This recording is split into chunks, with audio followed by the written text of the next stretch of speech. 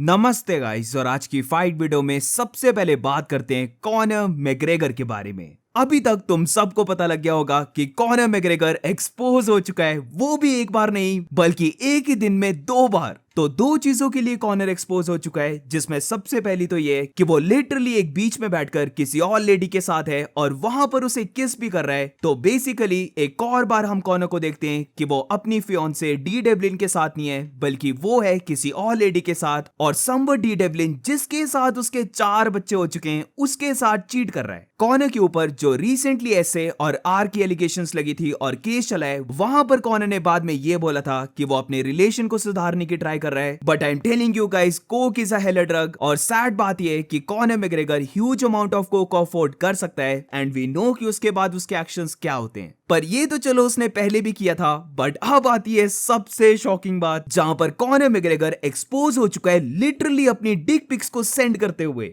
अब इस चीज को मैं सीरियसली बोलूं या फिर फनी वे से बोलूं, मुझे कुछ समझ नहीं आ रहा है। बट जो कॉनर के पीपी को लेकर मीम्स निकल के आए हैं वो बहुत ज्यादा फनी है। स्पेशली जो इलिया टपोरे से रिलेटेड मीम्स हैं वो तो बहुत ज्यादा इंसेन है। तो बेसिकली एक ब्लैक अमेरिकन सिंगर है अजीलिया बैंक्स करके। तो मुझे समझ नहीं आ रहा है कि कॉनर ने क्या सोचकर वो डिक पिक्स को भेजा होगा, क्योंकि इन्हीं पिक्स के नीचे कॉनर ने ये खुद लिखा है कि उसे रैट आउट मत कर देना, यानी कि उसकी डिक पिक्स को लीक मत कर देना। अब जैसे ही अजीलिया बैंक्स कॉनर के इन डीएम्स को लीक करती है तो एकदम से कॉनर इन सारे मैसेजेस को डिलीट कर देता है। बट ऑलरेडी ये चीज बहुत ज्यादा वायरल हो चुकी, जहां पर कॉनर ने 2 पिक्स को सेंड किया था, एक को तो मैं दिखा भी नहीं सकता। और यहां पर मैं तुम्हें बता देता हूं कि ये मैंने खुद हाइड किया है, वरना ये पूरी अनसेंसर्ड पिक थी। और मीम्स देखने से भी पहले मेरा रिएक्शन यही था कि कॉनर का नुन्नू राइट साइड को कहां जा रहा है। फुल न्यूड मिरर के सामने खड़े होके अपने फुली इरेक्ट डिक जो राइट टर्न ले रहा है उसे रैंडमली किसी फेमस सिंगर को सेंड करना, ये एब्सोल्युटली इंसेन है। और जो मैं सेकंड पिक की बात कर रहा हूं, जो मैं यहां पर बता भी नहीं सकता, तो वहां पर बेसिकली कॉनर ने अपने पीपी के साथ हल्के डंबल वेट को लगाया हुआ है, जो वंस अगेन मैडनेस है। अब इसके बाद बहुत सारे मीम्स आने लग पड़े जो सच में काफी फनी है, जहां पर सबसे पहले तो यही है कि हर कोई इन डंबल्स को अब लेना चाहता है और ये सारे सोल्ड आउट हो चुके हैं। पर इन सबसे ज्यादा जो बेस्ट मीम्स थे वो इलिया टपोरे के ऊपर थे, जहां पर इलिया के इस फेस को दिखाकर ये बोला जा रहा है कि इलिया टपोरे को रियलाइज हो रहा है कि अब उसे कॉनर को कॉपी करने के लिए क्या करना होगा। इसके बाद एक और सही सा मीम था, अगर मुझे मिल जाता है तो मैं लगा दूंगा, कि आयरन मैन हैमर कर रहा होता है तो वहां पर बेसिकली यही बोला जाता है कि इलिया टपोरे अपने पीपी को हैमर कर रहा है ताकि वो एग्जैक्टली कॉनर जैसी पीपी की तरह राइट टर्न ले ले।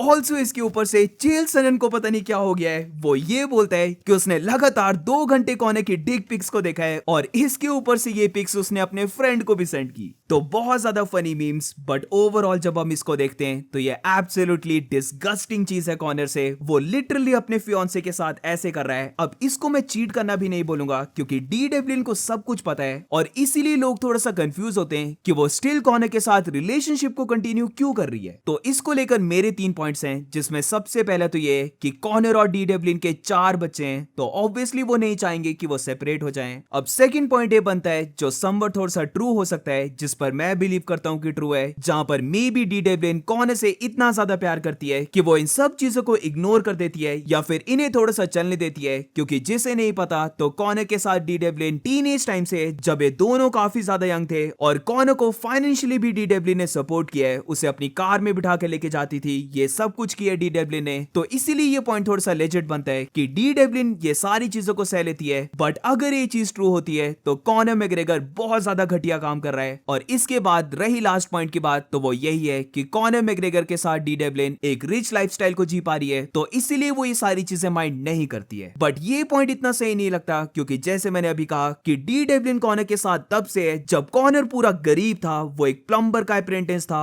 तो इसीलिए हम बोल सकते हैं कि बार बार कॉनर डी डेवलिन के हार्ट को ब्रेक करते रहता है। ऑल्सो इसके साथ मैंने एक चीज को पढ़ा, बहुत ज्यादा ट्रू है, तुम भी ये चीज को नोटिस करना, कि जिनके साथ भी कॉनर मैग्रेगर फंसा है या फिर उसके ऊपर ऐसे और आर का जो केस चला है, उन सब में अगर हम फीमेल्स को देखें तो वो लिटरली उसके स्टेटस से बहुत ज्यादा मिड है। तो मुझे नहीं पता कि कॉनर का इतना ज्यादा मिड टेस्ट कैसे है, जहां पर वो अपनी फियांसे की जगह ऐसे मिड फीमेल्स के साथ अफेयर्स कर रहा है। तो बहुत ज्यादा बातें कर ली कॉनर की, और अब मूविंग ऑन, तो अब बात करते हैं एक डिसअपॉइंटिंग अपडेट के बारे में, जहां पर फेदरवेट फाइटर मोब सारीब्लाइव इंजर्ड हो चुका है। तो UFC fight net Abu Dhabi में मोवजा रिवलॉइव की फाइट होने वाली थी एरन पिको के साथ, बट अब रिसेंटली अपडेट आ चुका है कि मोवजा रिवलॉइव या तो ट्रेनिंग करते हुए इंजर्ड हो चुका है या फिर उसे हेल्थ इश्यूज हो चुके हैं। ईदर वे वो अपनी एरन पिको की फाइट से बाहर हो चुका है। तो ये काफी सैड था देखना, क्योंकि ये फाइट एक गारंटी नंबर 1 कंटेंडर फाइट थी, जहां पर अगर मोवजा रिवलॉइव इस फाइट को विन करता या इवन अगर एरन पिको भी फाइट को विन कर जाता तो फिर उनकी नेक्स्ट फाइट फेदरवेट टाइटल के लिए होनी थी। बट अब देखते हैं कि क्या होता है, क्योंकि मोवजा रिवलॉइव तो बाहर हो चुका है और अब इतने ज्यादा शॉर्ट पीरियड ऑफ टाइम में क्या एरन पिको के साथ कोई और फाइटर फाइट कर पाता है या फिर नहीं। और अब moving on to the next update, तो अब बात करते हैं बैंटरवेट champion मिराब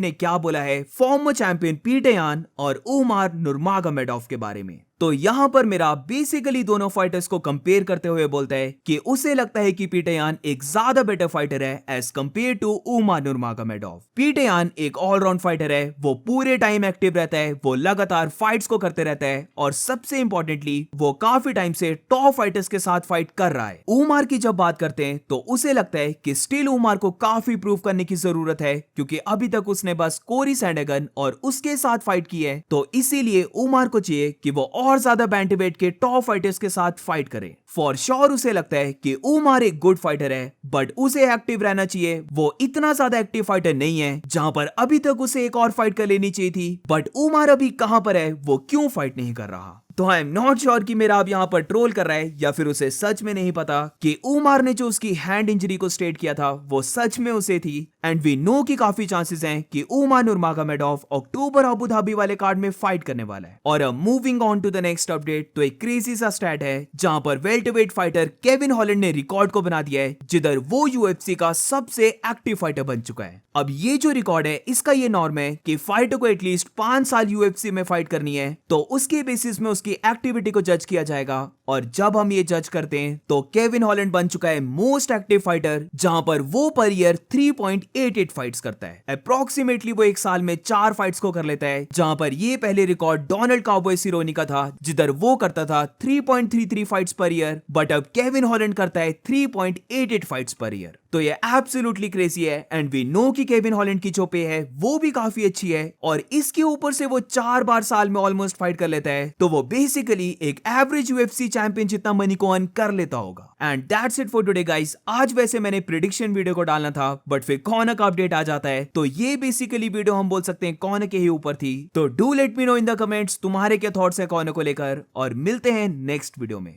I can't quit staring at Connor's dick. I can't stop.